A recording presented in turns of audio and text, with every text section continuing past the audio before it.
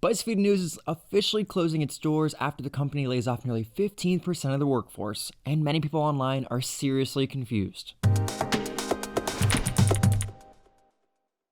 BuzzFeed, known for its hilarious quizzes and tremendous amount of video content, is closing its doors on its news division. BuzzFeed Inc.'s chief executive said in an email that he was closing the division as a part of a broader round of cuts for the company.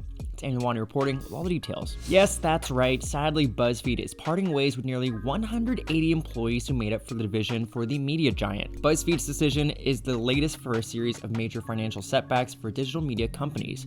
But how did it get here? In an email shared to staff members, BuzzFeed Inc. CEO and co-founder Jonah Peretti stated, quote, "While layoffs are occurring across nearly every division, we determined that the company can no longer continue to fund BuzzFeed News as a standalone organization," he wrote. Peretti went on to say he had overinvested in BuzzFeed News, quote, "because I loved their work and mission so much."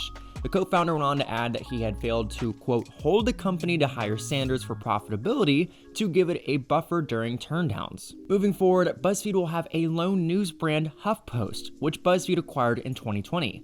Peretti mentioned that the brand is profitable with a, quote, "loyal direct front page audience." According to BuzzFeed News staffers, employees will have the opportunity to apply for, quote, "a number of select roles" at HuffPost and BuzzFeed.com. Peretti mentioned that he was planning on engaging with the News Guild Union about the cost reduction plans and how it really could affect any union members. Following this announcement, the company's share fell about 20%, falling to roughly 72 cents. BuzzFeed's announcement came the same day the digital news company Insider also said it would be cutting 10% of the workforce. Other companies like Meta, ESPN, Spotify, Yahoo, and Vimeo have been some of the many companies cutting back on their workforce. Peretti also mentioned to staff, quote, "I've learned from these mistakes, and the team moving forward has learned from them as well.